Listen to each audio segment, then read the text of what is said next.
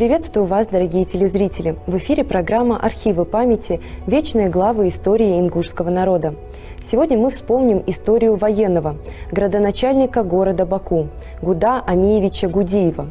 Наш гость, исследователь и краевед Берснако Газиков поделится с нами уникальными сведениями о жизни этого выдающегося человека. Приветствую вас. Берснако Джабрилович, с чего начались ваши поиски и что вам удалось найти о семье Гудиева? Гуда Амиевич Гудиев – это очень крупная фигура, который оставил заметный след в истории ингушского народа, и не только ингушского народа, но и Азербайджана. Эта фигура мне встречалась в различных публикациях советского времени, где он был показан с негативной стороны. Имеется в виду советская власть, учитывая, что он был градоначальник города Баку, обычно рисовала его как человека другой системы. И поэтому в то время, в советское время, о нем было мало что известно. О нем не говорили, просто публиковали в связи с тем, что якобы в свое время, будучи градоначальником, он преследовал коммунистов. Тут вспоминали 26 бакинских комиссаров. Но никаких таких данных не было. И уже потом, обращаясь в различные архивы, мы обратили внимание на этого человека. Это человек, который очень достойный, который провел всю свою жизнь как пример служения Родине. Это офицер, это воин, это ингуш, и который показал себя с самой лучшей стороны. Показал воинскую доблесть везде, где он был. Что известно о его военной деятельности? О военной деятельности дело в том, что мы, работая, провели большую работу по поиску сведений. Надо сказать, что здесь работа была комплексная, здесь приходилось искать документы в Российском государственном военно-историческом архиве, где хранятся послужные списки офицеров, в данном случае Гуда Гудиева. Мы нашли эти послужные списки, оттуда мы узнали какие-то данные. Но это были в основном касающиеся Первой мировой войны и о службе когда он находился на войне, на русско-японской войне. А что касается дальнейших сведений, после уже, то есть пришлось посетить архивы в Грузии. Там мы нашли ряд материалов, там достаточно много материалов, которые были связаны с его службой в Грузии.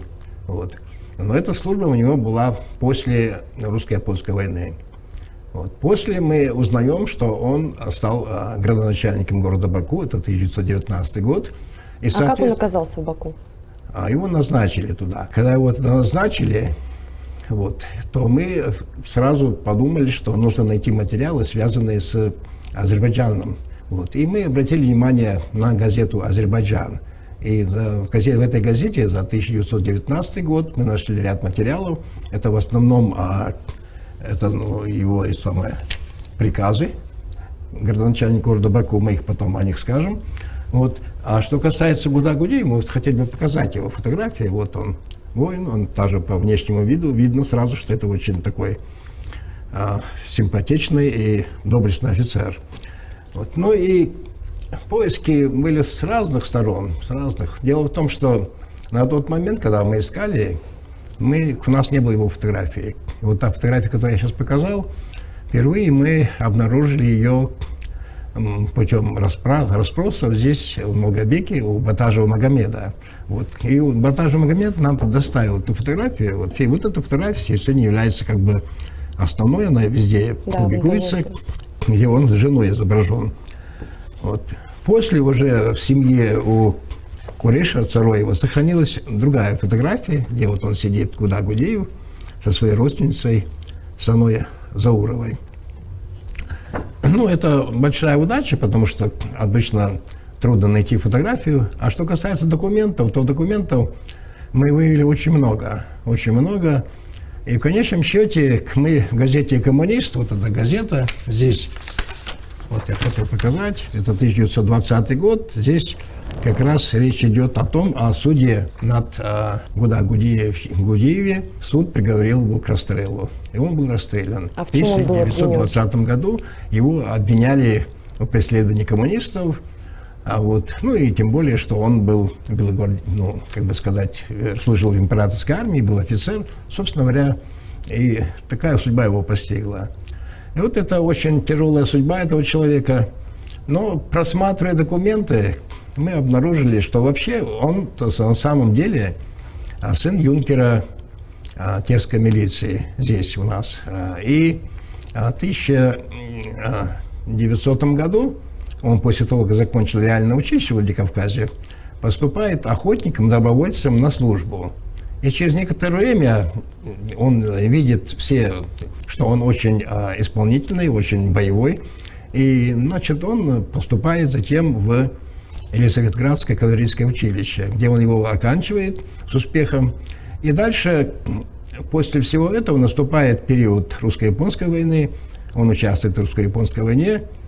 И вот можно зачитать, какие он награды получил там. Имеет ордена Святой Анны 4 степени с надписью «За храбрость», Святого Станислава 3 степени, Святой Анны 3 степени, Святого Станислава 2 степени с мечами и Святого Владимира 4 степени. Это очень серьезные награды, которые он получал.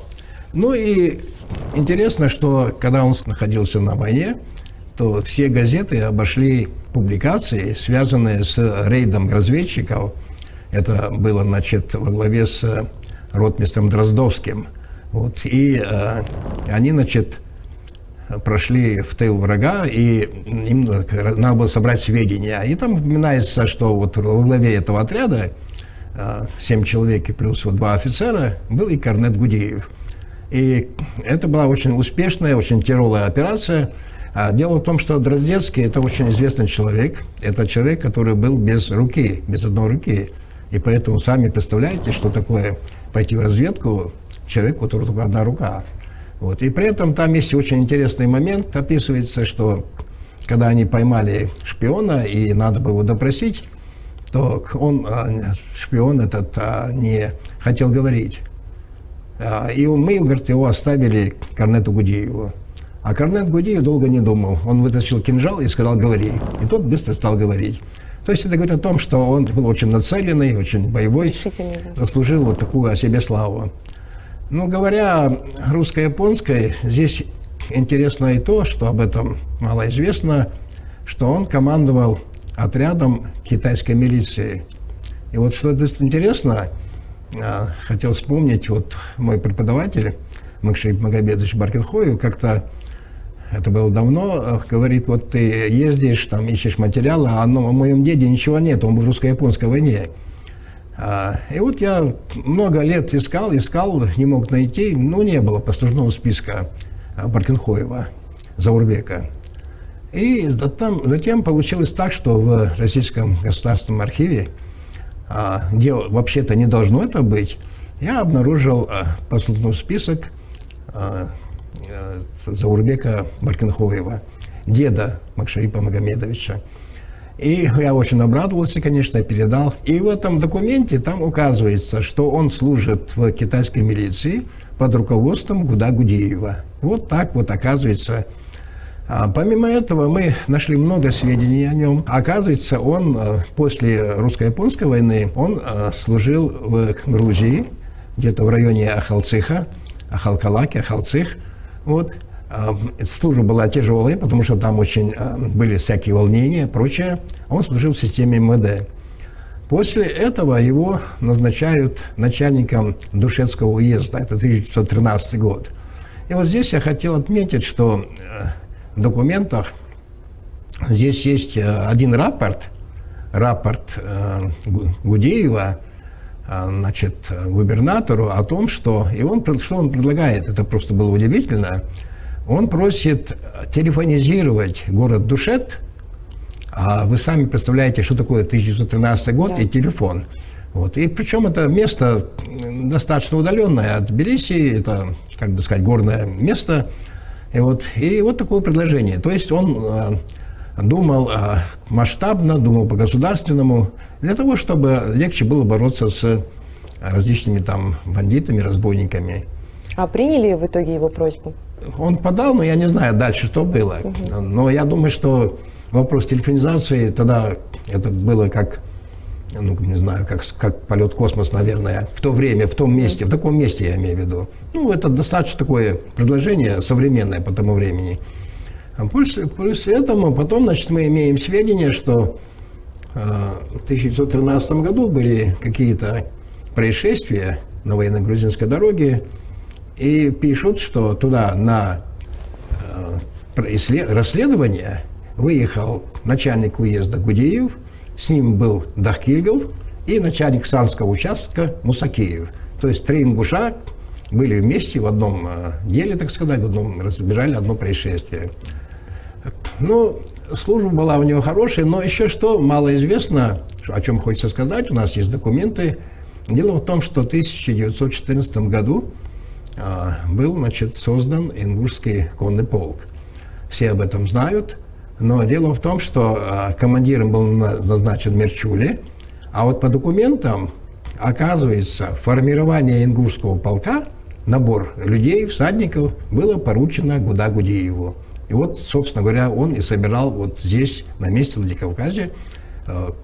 Для этого он был освобожден от должности начальника Тушетского уезда и направлен на на Первую мировую войну в Ингушский конный полк. То есть после уже он был градоначальником, отправился? Да, вот это было 1914 год, затем он отслужил все это время. Вот с ним вместе, ну, как говорят, домашние, служил и в одном полку, и его племянник по фамилии Маматиев Азерхан, Асламбек. Вот, он служил там в этом же полку. И после того, здесь через документы указывается, что в 1909 году у него родился сын Ахмед. Вот, и еще указывается, что в 1914 году полковой мулла Горбаков, он, значит, на арабском языке написал, так сказать, документ, где он свидетельствует, что у него родилась дочь Лейла. То есть вот мы видим, что многие наши известные люди в то время как-то пересекались между собой, дружили, служили вместе. То есть, говоря об одних людях, об одном человеке, мы тут же вспоминаем и некоторых других наших людей, которые были в то время. Но после того, значит, этих всех событий, он, значит, в конце концов назначается в градоначальник города Баку. Здесь у него интересные вещи. Здесь он сразу видно, вот он издает указы, этих указах, вот с одной стороны чувствуется, что это человек с государственным мышлением, причем сами приказы очень грамотные, очень вежливые, аккуратные. И что удивительно, здесь вот у нас, мы его покажем, обязанности начальника сыскной полиции временно до особого моего распоряжения возлагается на сего числа на временно исполняющего должность пристава 4-го участка Дебирова. Временно исправление должности пристава 4-го участка возлагая на помощника пристава Албагачеева. То есть там, где он находился, там всегда были наши люди, ингуши, которые, которым он доверял, которым он верил, и которые помогали ему в его службе и выполняли все приказы. Вот здесь еще, что интересно, смотрите сам слог, как он пишет. Это вырезка из газеты, да? Это газета «Азербайджан», да. Вот приказ номер 45, это 17 августа 2019 год. По имеющимся у меня сведениям, в городе появились провокаторы, запугивающие население добровольческой армией, то большевиками, то национальными взаимоотношениями и прочее. Все эти запугивания не имеют под собой абсолютно никакой почвы. И я прошу обывателей не придавать этим сплетням никакого значения. Особенно прошу об этом пожилых дам. Вот сами смотрите, какое обращение у него. Вот. Чинам полиции наружной, особенно сыскной, приказываю строго следить за такими провокаторами и немедленно их арестовывать. Провокатору предупреждаю, что для них наказание в рамках закона я уже наметил. То есть вот такие заявления, то есть он старался поддерживать порядок, и чувствуется, что он грамотно оценивал ситуацию и был очень видным, как бы сказать, начальником там. Но дело в том, что вот изучая архивы, мы побывали в Москве, мы побывали в Грузии, Ну, соответственно, конечно, нужно побывать было и в Азербайджане, в Баку. Мы поработали в Баку, это был 2014 год. Вот. Мы обратились в архивы, нашли ряд документов, вот, и привезли эти документы сюда, домой. И позже, значит, нас судьба меня свела с разными другими людьми, и потом, значит, мы познакомились с Исой Магомедовичем Костоевым, бывший заместитель генерального прокурора. Он женат на Гудиевой, то есть он зять Гудиевых, и, соответственно, его тоже беспокоила судьба Гудиева. И он по своей линии, по службе даже обращался в архив Баку туда, в Азербайджан, и получил некоторые документы, вот, которые он нам потом предоставил. Вот. Говоря о тех, кто занимался, мы же говорим, что в советское время о нем почти ничего не было, кроме каких-то негативных высказываний. Вот. Ну, публикации делали и мы, и в 90-х годах в Малгобекской газете, затем на телевидении была передача Микаила Ахильгова, он делал передачу о нем, вот, с нашим участием. Вот. И позже была статья Бека Абадиева, это большая статья, он все обобщил, вот, и вот подал эту статью, это очень хорошая статья, где рассказывается, в общем, о жизненном пути Гуда Гудиева. После того, как мы побыли там, выяснилось, что там, значит, в архиве имеется достаточно много сведений. И архивов несколько. Один – это исторический архив Баку, другой – архив Азербайджанской Демократической Республики. Но надо сказать, что я не имел достаточного времени, чтобы, как положено, как хотелось бы, вернее, отработать в этом архиве. Поэтому надеюсь, что мне удастся поехать туда и добрать все остальное, что там есть. И еще надо сказать, что о семье Гуда что-то известно? Известно же, что они после эмигрировали во Францию после его ареста. Да, это потом, значит, вот по сведениям, которые давал Иса Магомедович Костоев, жена его потом, а он был женат дважды. Первая жена – это Льянова, вот, а вторая у него персиянка. И вот ей удалось... Это вот она, да, на фотографии? Я не знаю точно, она, нет, но вот здесь просто вот жена его, а вот какая именно, я не могу сказать даже. Но дело не в этом. Дело в том, что семья с большим трудом выехала во Францию, и там живут потомки. Вот. Ну, есть у нас, конечно, желание пересечься с потомками и узнать вот дополнительно, какие сведения есть. Ну, я думаю, что это нам может удастся. Вот здесь еще я хотел бы сказать, вот когда мы говорим вот о Гудеевых, здесь вот как раз это тесть Исы Магомедовича, это Тухан Гудеев, тоже известный человек, это служил в НКВД, мы о нем как-то тоже расскажем это. Ну, такие вот сведения. Я хочу сказать, что исследования по его жизни и деятельности надо продолжать, и важно здесь еще что. У меня есть такое предложение, чтобы обратиться к азербайджанским друзьям, к руководству Азербайджана. Дело в том, что он оставил заметный след, и во многих публикациях современных азербайджанских часто упоминается имя Гуды Амиевича Гудеева, и было бы хорошо назвать в честь Гуда Гудеева, тем более, что он был градоначальник Баку, он известный человек, какие-нибудь то ли площадь, то ли улица, то ли что-то. Это послужило бы укреплению взаимосвязи между Азербайджаном и Ингушетией. Тем более он достоин этого. Вот такие у нас исследования, и мы продолжаем их, и будем и дальше работать. Но мы планируем вот все эти материалы, потому что сейчас трудно перечитать, пересказать все, что написано в послужных списках. Вот. И мы думаем, что обобщим это все материалы и выпустим книгу, конкретно посвященную Гуда Амиевичу Гудееву. То есть полностью отдельно по нему, не вот, как вы говорили в сборнике, да, 4-м? Да, потому что материалов достаточно много. Ну, конечно, хотелось бы еще побывать в Баку и найти те недостающие сведения. Дело в том, что когда был суд, он был на суде, был достойно вел себя, вот, и он не был ни в чем виноват. чем его обвиняли. В народе его помнят, если даже о нем не было публикации, но в разговорах всегда говорили, вот был такой человек, это был воин, это был наш человек, это был патриот. О нем всегда были воспоминания, разговоры были. Но одно дело пересказы, рассказы, а наше дело, как исследователей, собрать материал, опубликовать, чтобы наша молодежь, чтобы наш народ, чтобы знал о своем человеке, о своем сыне, который любил свой народ.